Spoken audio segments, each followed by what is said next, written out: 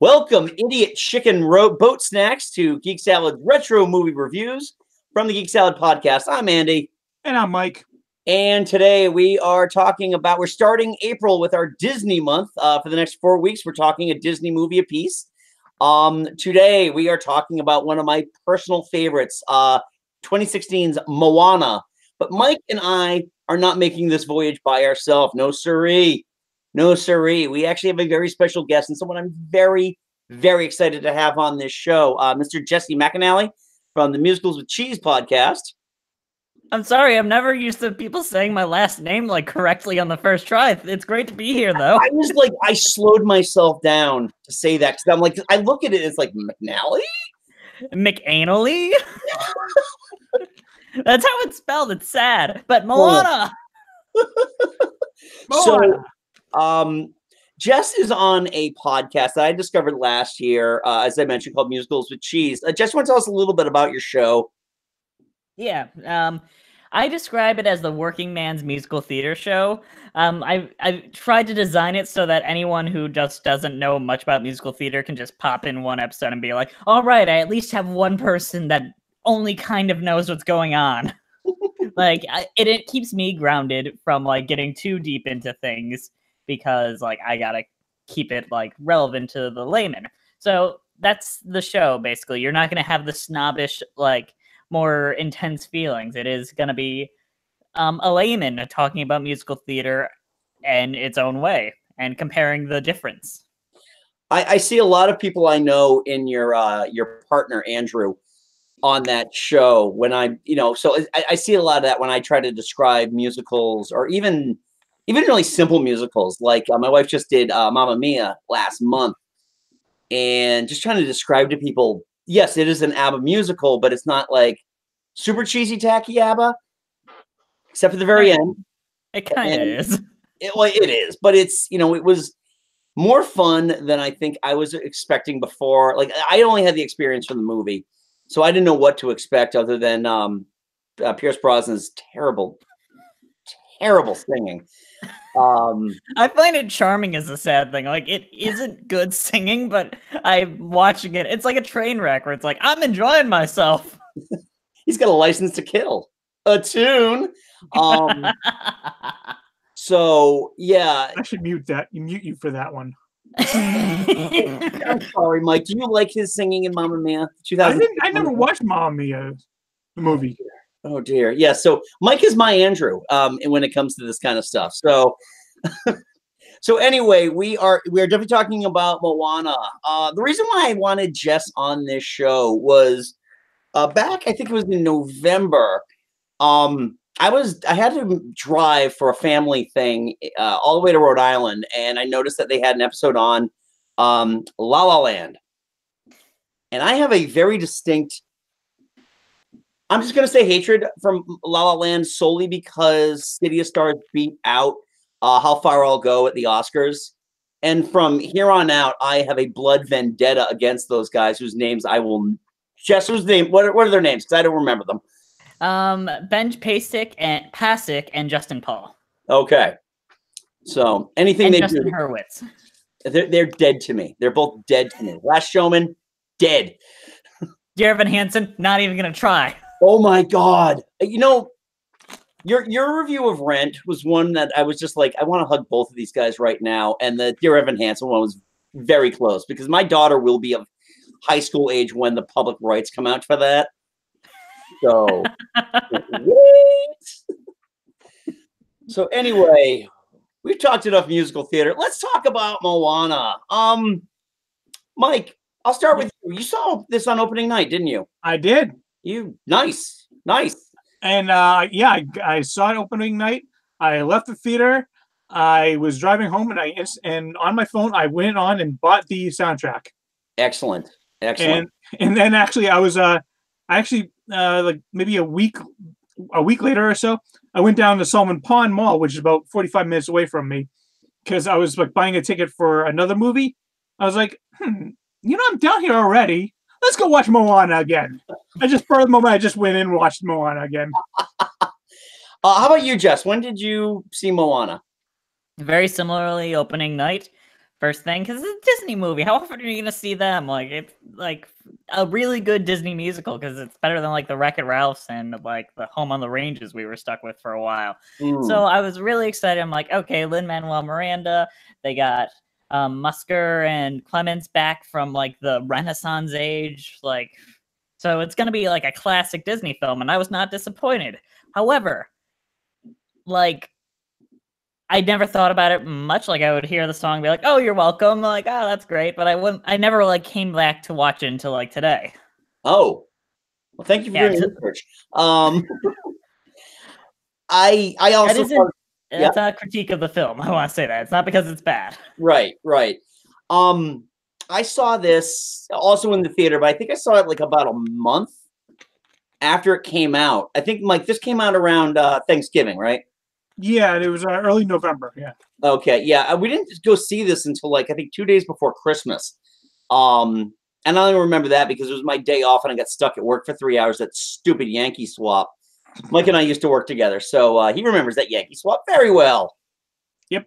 But yeah, I remember seeing it. I remember watching it, and just as how far I'll go. Come on, I'm like, all right, I'm invested. And as this movie went on, I'm like, this is the best sound score since The Lion King. This is easily the best songs that they've, and I might actually put it above The Lion King in terms of my overall, just total Disney playlist. You guys are both making this. This is adorable. You guys are both like at the same time. But Hunchback is in between Lion King and this, so I'm like, Hunchback isn't a great film, but it's got a really great score. It does. It absolutely does. It is weird though. We just watched a video that played Out There. Tom Hulce's Out There, and I'm like, wow, he is really. I don't know if he's nailing the vibrato, but he's very, very invested in the vibrato. Have you guys ever seen like the stage adaptation of Hunchback? I have not. We have friends who have done it, and I'm being told up and down I need to see it. And now that we have a new dearth of theater friends, I guarantee I will see it again at some point, unless my daughter is old enough to play it in high school. So, oh god, I'm not sure that might be a high school musical, but you never know. Oh, they did Grease, and that's pretty racy. I did Grease. Oh, I've actually yet to see Hunchback of Notre Dame. To be honest, the movie? Yeah, after Lion King, I kind of just fell off the Disney bandwagon until about probably Tangled Frozen era. Okay, and that's where most people I think did. I just think that Moana, in general, with the songs, with the animation, with the characteristics, is the culmination of. You know, you started with Tangled, you move on to Frozen, and then Moana is the big musical with the princess and without the love interest, and it just subverts a lot of different notions that you have about the Disney character. They even make fun of that in the movie with him saying, "You have a dress, you have an animal sidekick, you're a princess." Mm-hmm. So that's, I mean, that it just is just a beloved movie to me. I mean, obviously, I've got my "You're Welcome" shirt on, which this thing is the thinnest shirt I own. It's just hard. It's just like, ugh. Yank on that collar, yeah. Yanking on it because the static is just, it's so much static on this shirt. But well, yeah, you're welcome. I just love how they introduce you to everything. They, the grandmother telling the story of Maui stealing the heart of Te Fiti and using the ink to like darken the map and everything. I just really love that. And then scaring all the kids. Can we just say how awesome the grandmother was? I love her. I really do love that she prides herself on being the village crazy lady. And it works really, really well. You're genuinely sad when she dies. But the whole thing with the stingray, sorry, I'm trying to remember what aquatic animal it was. It was more of a manta ray. I don't know the difference. I'm not. Which one killed Stingrays are Steve bigger. Irwin? What's that? Which one killed Steve Irwin? Stingray. I think that was a stingray. Yeah. So Pour one out for Steve. and I'm doing this stone sober too. So I was gonna grab beer. I'm like, I just want to talk about this movie. No worries. I'm just drinking my own pee or whatever this is. I'll drink wine later when I finish up with Game of Thrones. I get my big chalice. It's wine time with Cersei. But I just think that the characterizations in this movie are fantastic. The father could have just been an outright fanatic. And I was expecting that at some point where the first thing that never happens in the movie where she's like, we need to get everybody off the island. He's like, no, we shall never leave the island. And he's the one who ends up having to see his own folly before the waves come take him or something like that. I'm glad they didn't do that because it would have been so easy. Mm-hmm. Another thing that I really like about this is in a lot of musicals, they have to have a drive in a song. But a lot of times when you have that, it's either incredibly vague, like in Beauty and the Beast, where it's, I want adventure in a great white somewhere, where it's like, what does that mean? But Moana, it is a very specific drive, a specific need, without seeming ungrateful for what she has, which is a very fine line that it was a very smartly written song. It's like, I love my world, I love my life, but I want this too. Right. Which makes the when it comes back to I Am Moana at the end, that makes that much more impactful because you realize she's actually kind of getting both sides. Yeah, she's being the chieftain that she needs to be, but also being the explorer that she wants to be, and they don't have to be mutually exclusive to each other. Sorry, I'm jumping ahead a little bit, but no, it's fine. It's not like we do an actual story arc in here, and then she does this, and then she does this. It's really about the voyage with this movie. There's really a lot of, and I said earlier that this really subverts a lot of the Disney tropes. There's no love interest. There's no overall main kind of villain. I mean, there are villainous characters, but they're not really antagonists. There are no villains. Yeah.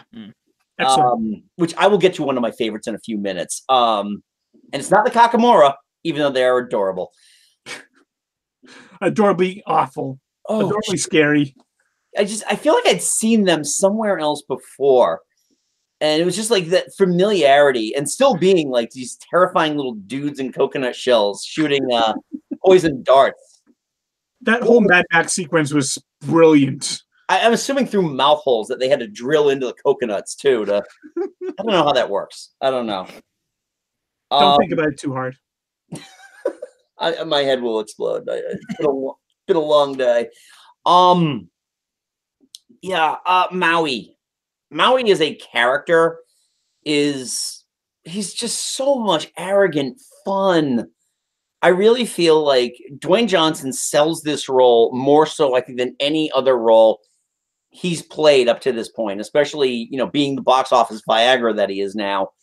I really feel that he really put his heart and soul in this, and he was doing this with purpose. And knock his singing all you want. At the end of the day, he sells this. He's having fun, and it's not like Emma Watson in Beauty and the Beast. Hey, I liked her, all right. Okay.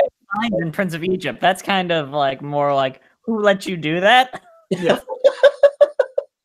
It's been so long since I've seen Prince of Egypt, and it was an Easter movie a few years ago. It's just like, okay, let's take a break from Ten Commandments. Let's watch the Prince of Egypt. Well, this was a mistake. So somehow that's still more depressing than 10 Commandments. It is. It is. The only time we had something worse than that for Easter was when we did the Christian Bale and Joel Edgerton Exodus. Oh, wow, yeah. Boom. Hashtag yikes. Yeah, exactly. But I just think that Dwayne Johnson does a fantastic job just throughout. They keep enough of his characteristics. The eyebrow had to be there. The tattoos had to be there. The cockiness.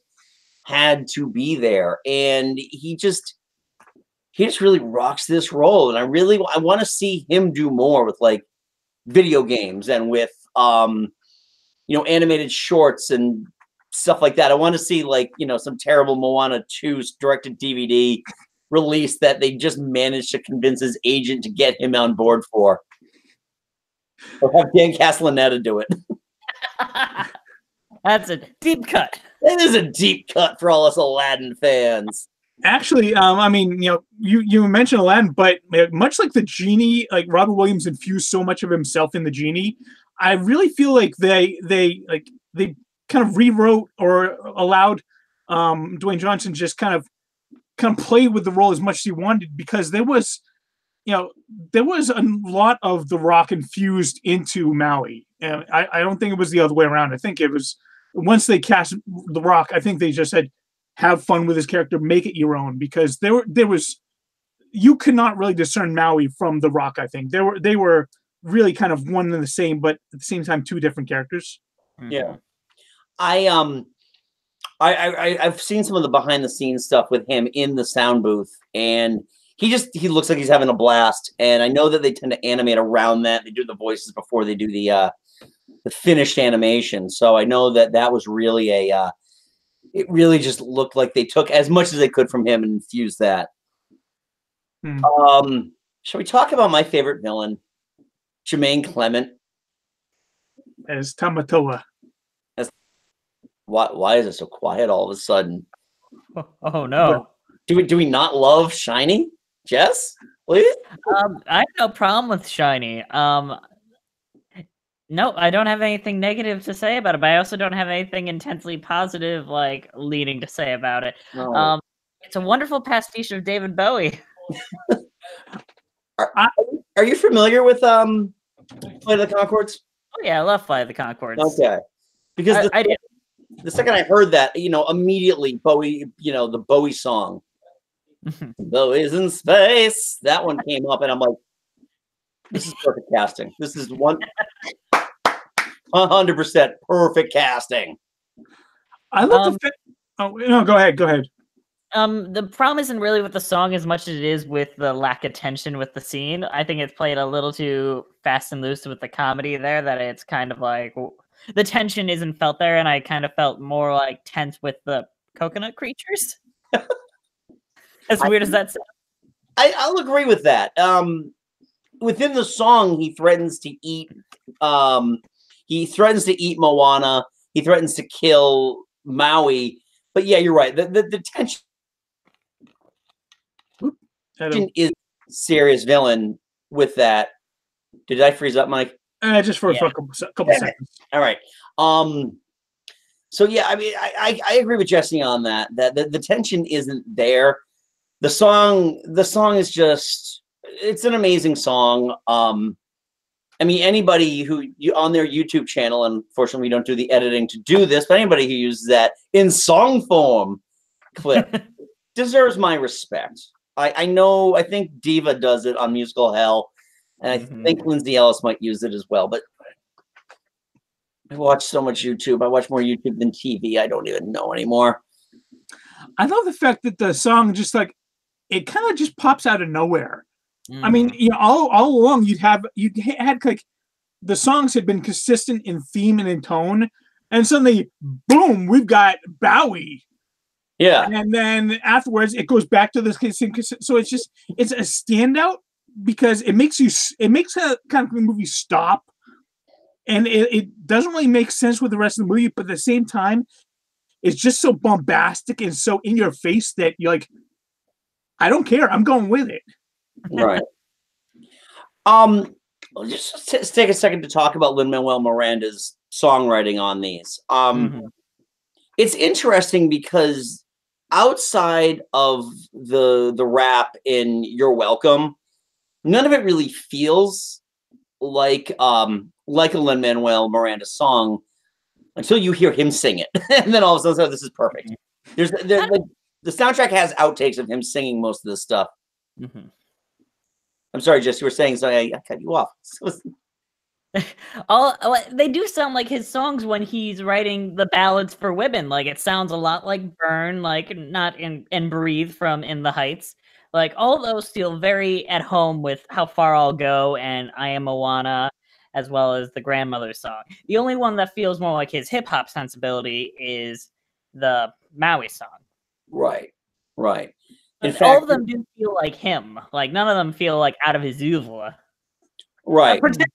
I pull out every now and then. I'm smart sometimes. No, I've been a fan of your work for about a year. It's been great.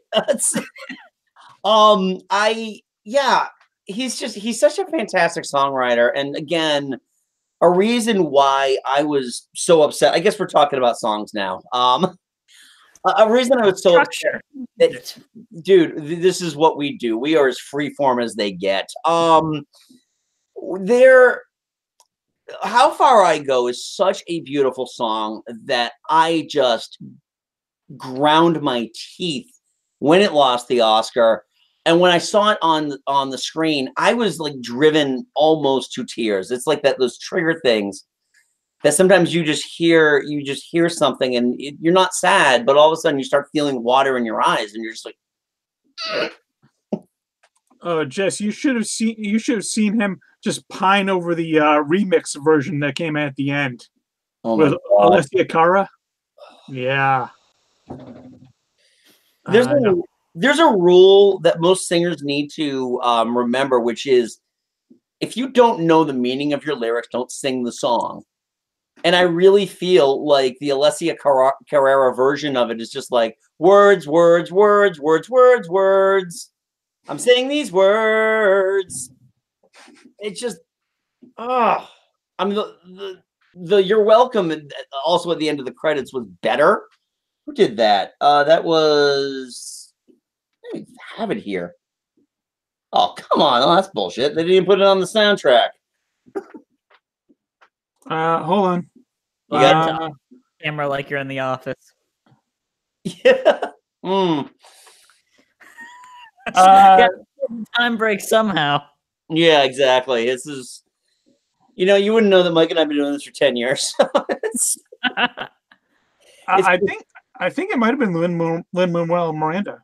He did Jordan Fisher. Jordan Fisher, okay. And featuring Lin-Manuel Miranda. Right, because he did the rap that sounded just like him when The Rock did it. Yeah. Mm-hmm. Yeah, so I Am Moana is honestly a culmination of everything that she has been through. It's a great way just to kind of finish the songs. And there's one more song after that, but I just feel like all three parts of How Far I'll Go, 3-act structure, from the beginning to the middle part when she's finally going out on her own and then finally realizing her destiny of being both chief and voyager. It's fantastic. And as I mentioned, Mike, the next time my daughter has a talent show, I'm going to say screw it to that 2-minute time limit that I was so careful on. She's singing all three fucking parts of this. Yeah, I mean, every time I'm watching the movie and I hear and it gets to I Am Moana, that part actually chokes me up because it's such an onswing, and just when she realizes that she doesn't have to give up either part of her life. They're not mutually exclusive. They're one. They're what she's supposed to do with her life. It gets me emotional. Yeah. This is one thing that I love about this movie is that it is an extremely emotional movie without being overly sad, without being overly tragic. I mean, outside of the grandmother, nobody dies in this movie, and she essentially dies of old age. Yeah. She's got an Obi-Wan ghost. It's like no one's sobbing over Obi-Wan. He's gonna come back.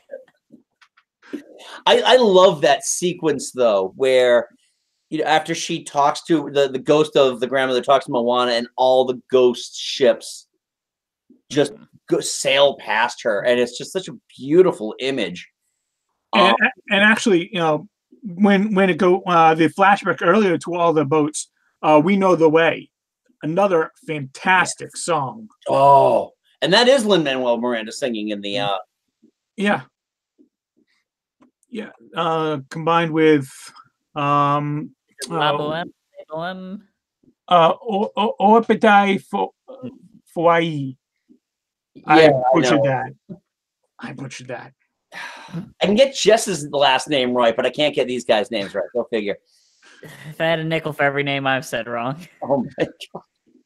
You don't want to know mine. The last name is DeSisto, and it is insanely hard for people to pronounce, even though it shouldn't be. Well, I don't know. That feels easy. I feel like if I saw it, I'd think about it, and then I'd get it out on the first try. But I'd have to after looking at it. People put two eyes at the end of it, and that's the issue with it. DeSistio? No. Hey, nobody ever gets my name right on the first try. Yeah, because we don't know about the inflection in the U, Mike. Yeah, I know. I didn't know that I've known Mike for about 12 years now, and I didn't know it was Gulick until 3 years ago when he introduced himself to somebody else. He's my best friend for a long time, and it's Yeah, everyone says Gulick, and I'm like, yeah, there's actually a Gulick there. Yeah, exactly. Put the umlauts in there. Pay for the extra stationery. Put the umlaut. Now, Know Who You Are. That's an interesting song too, because it harkens back to the music at the beginning of the movie when baby Moana finds the heart of Te Fiti in the ocean, which in and of itself is a gorgeous scene, and I'm sure is rife with a lot of Disney Easter eggs I just am too lazy to look for. I guarantee Crush is in there somewhere. Oh, yeah. Yep. The thing with Who You Are, though, it's if you just listen to it on the soundtrack, it doesn't give you the feeling, because that's really the part that scene is really just the what's happening in the scene combined with the music that gives you everything. I mean, all the other songs, they're great on their own. This one, you really need to be watching it in order to get the full impact of the song. Yeah, we have a Disney playlist, and the Innocent Warrior did not show up in the on that playlist because again, it's completely divorced from what you're looking at. Know Who You Are, though, is just such a nice way to resolve the conflict, though, where she sings to Ka, and they press their heads together, and all of a sudden she's Te Fiti again, and it's magical and brilliant and everything. It's such a beautiful movie. So if you take away someone's heart, they just turn into a volcanic rage monster? Well, I do. Yeah, I was going to say, don't you? I haven't had the open heart surgery yet. Let's find out, folks. Exactly. I got a chef's knife around here somewhere. Turn into a volcanic monster. Let's go. I'm gonna fuck some shit up, guys. Oh, this is gonna be so much. I can't wait for the next podcast when Andrew's just like, what the fuck happened to you? You think I'm having a podcast? Nah, shit, I'm ruling. Don't make podcasts about my ass. CNN, like the giant fucking magma monster. Suck on this, Anderson Cooper. I got this magma. I got a fireball up your A. And you're in Detroit, right? Mm-hmm. So that's all Lake Michigan, just walking through there like, yeah, whatever. You just add to my hatred. No, one step into Lake Michigan and it's just steam. So forever mist going all across the United States. Okay, so what did we learn tonight, everybody? That I can pronounce last names really well, and Jess is going to become a lava monster. So as soon as I cut my own heart out. Exactly. There's one character we have not mentioned yet. Who's that? Voiced by Alan Tudyk. The most monumentally stupid sidekick in all of movie history. You got to repeat that, Mike. We just lost the entire thing. The most monumentally stupid sidekick in all of movie history. I love Hey Hey. Yes, I do too. I love Hey Hey because Hei's involvement in the movie is classic misdirection in terms of a marketing thing, because every piece of merchandising has Moana with Pua, the pig, which I learned, by the way, is Pua actually means pig. Yeah. And Hei actually means chicken. Bringing originality there, Disney. Well, you know, it's a foreign language. We're supposed to look and point and laugh at it. Simba means lion, and Scar means uncle. Scar also means scar. Oh, and Ohana means family. Oh, nice. Property, but that's just me. So Hey, I'm with you, Mike. Hei is such a classic character, just in just the responses. The first time he realizes that he's on the boat in the middle of the ocean, and he just looks, and just the camera angles going left, right, center, and then he screams his head off. I love the fact that neither of his eyes is always looking at the same place at the same time. They're always just, one is just slightly off askew from the other every single time. That's like Tamatoa, though. It's like just pick one. Just pick one. And even at the end, the ocean just chucks him up onto the island because it doesn't want to deal with him either. Well, that's kind of the one relationship that Hei has, is him in the ocean. That's growth. Again, going back to like some of the extras on the Blu-ray, they show Alan Tudyk in the studio doing that, and he's just like, bah, bah, bah, bah. And then he turns to the camera and goes, "I went to Juilliard."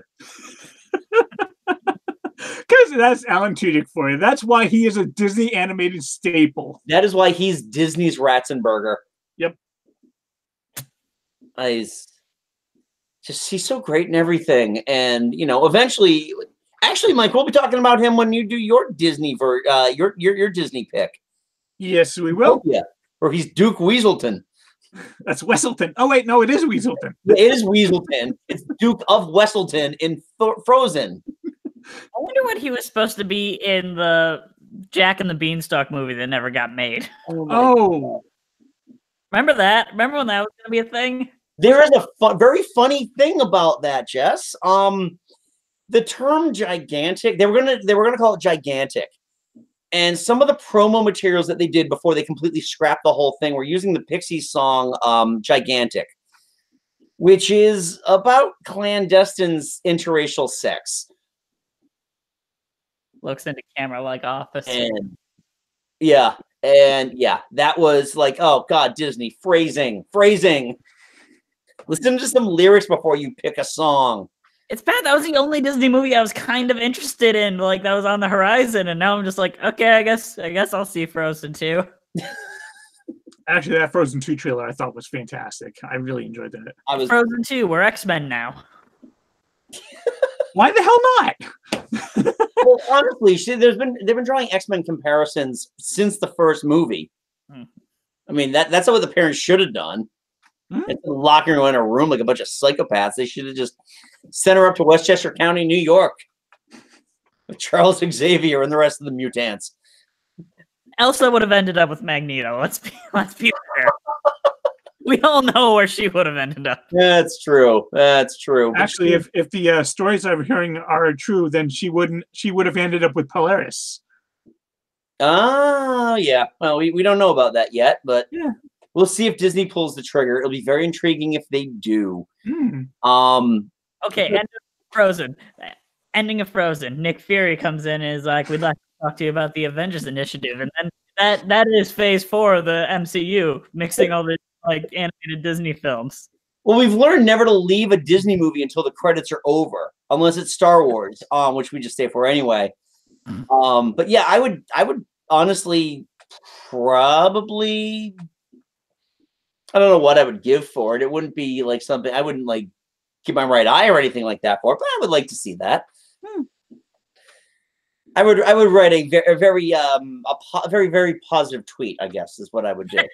Well, A very positive one. And Jess, you follow me on Twitter. You know I am not a positive guy. Yeah. So, Well, I mean, going back to Moana, she's a water controller. that's true. She's got the ocean as her control thing. This is your new extended universe. Yeah. Disney is very casually building their own little franchise with superpowered women. You know, the only reason why anyone went to go see Wreck-It Ralph 2 was because of that princess scene. I think they really should just lean into like doing a full-on princess movie. Like, I'd be fine with that. I agree. I agree that I would love to just see just more of that. I mean, I went to go see Wreck-It Ralph 2 because I love the first Wreck-It Ralph movie.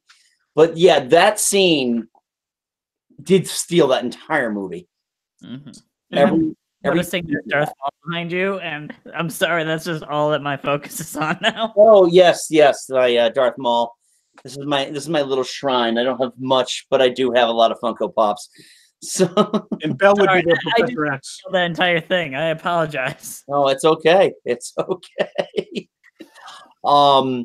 So I mean, in conclusion, for Moana,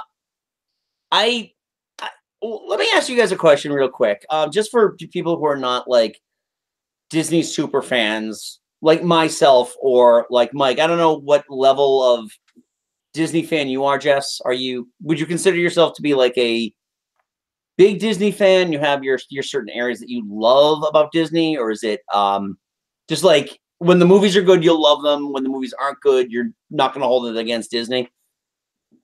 I'm not sure where I stand on them. Is it sad? Because there's so much.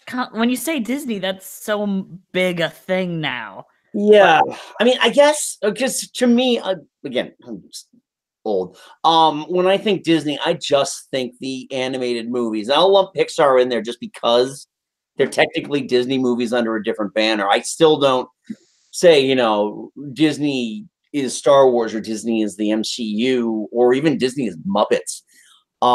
Which, oh, by the way, I just want to point out, let's call back to the Hedvig show.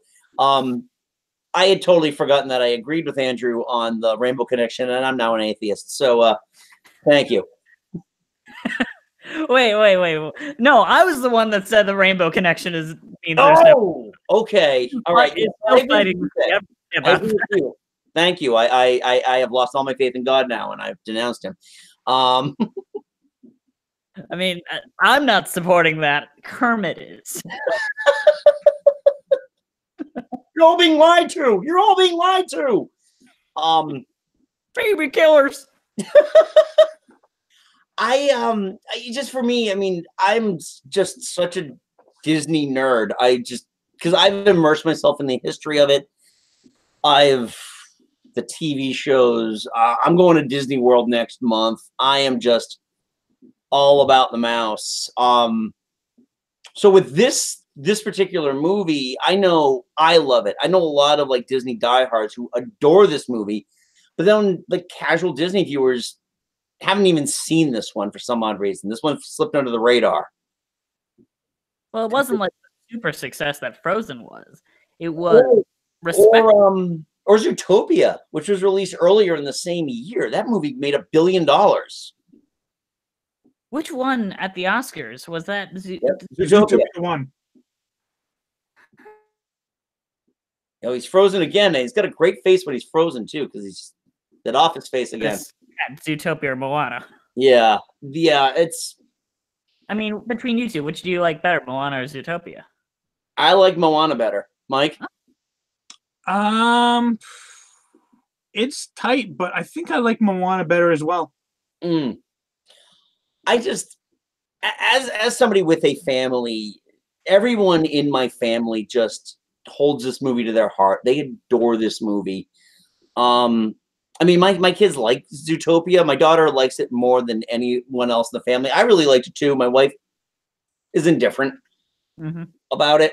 But Moana is one of those movies that's just like, when it came out, we had picked it up on Blu-ray, and then like the next day, I took my wife for her birthday to Disney World, and it was just like everything was just kind of like starting to be all about Moana. It's like now that's what I think about when I plan my Disney trips are, oh, Moana.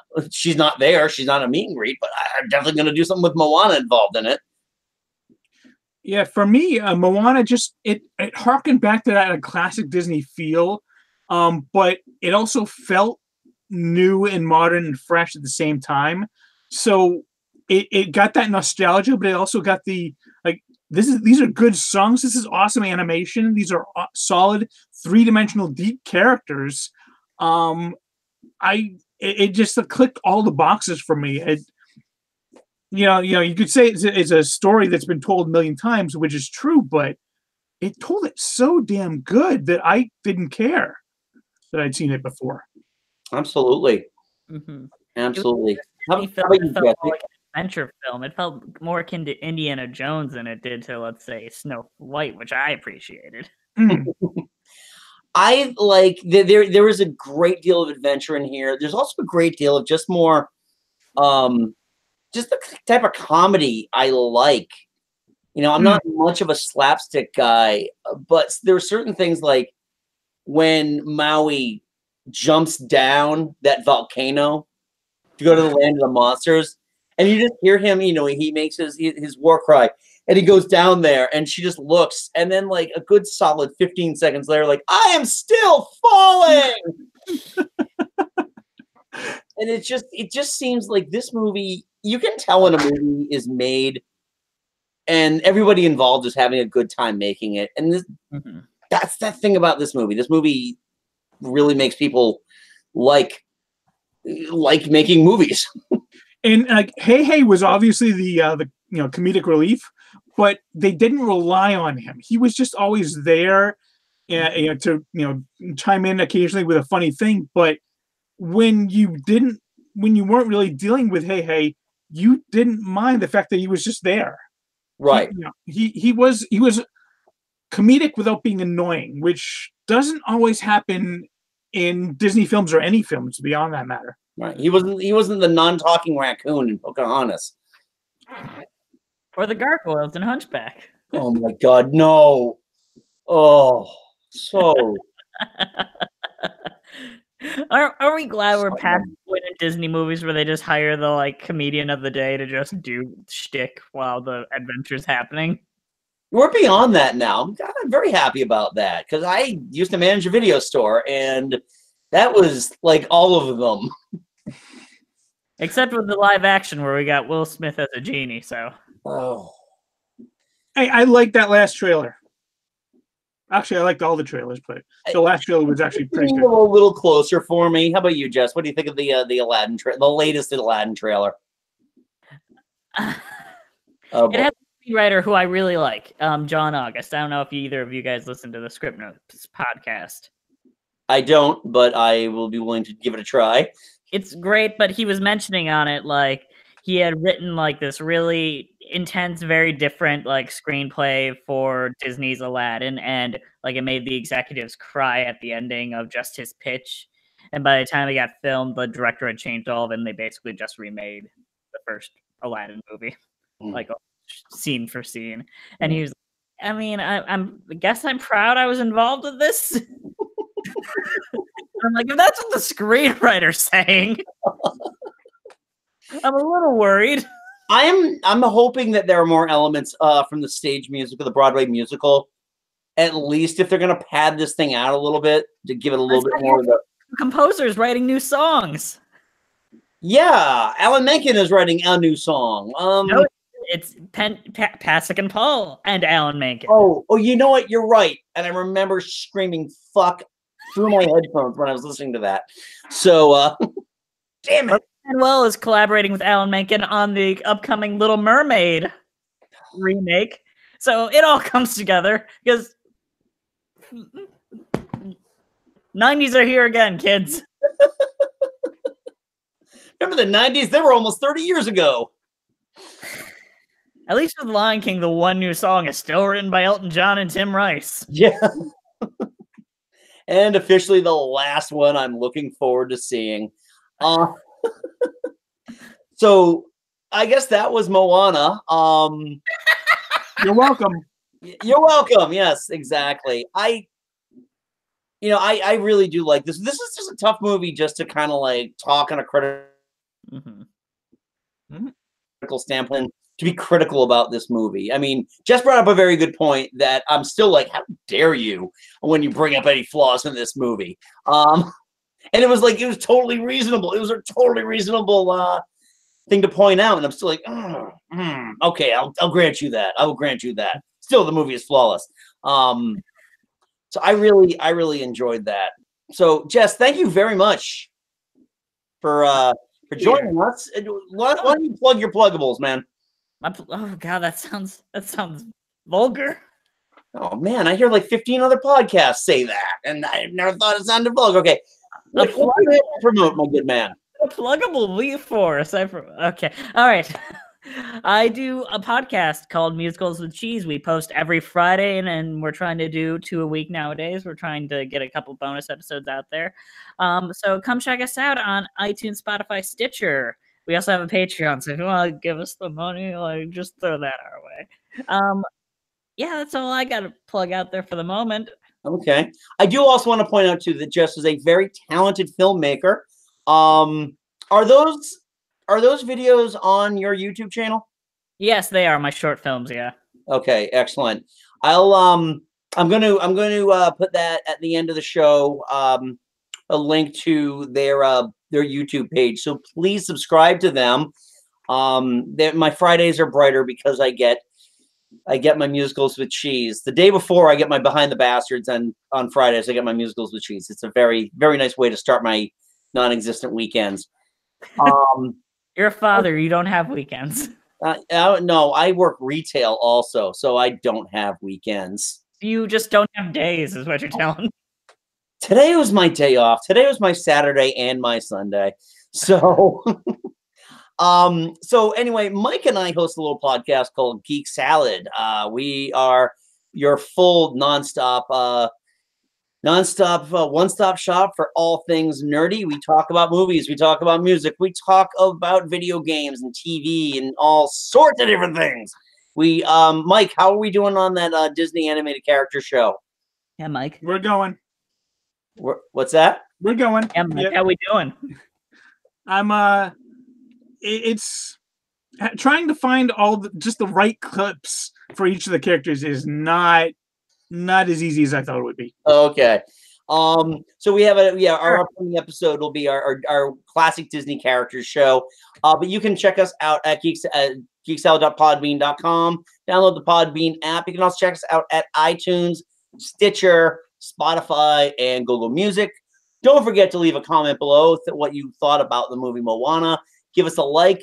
Please subscribe as well, because we deliver new exclusive content every week. So hopefully it's something that you like. Last night, me, my boss, and 2 other people talked about our predictions for WrestleMania. So we are all over the map in terms of what we talk about here. So anyway, again, Jesse, thank you so much, man. I really appreciate you joining us. As for me and Mike, go forth, be nerdful, and we'll talk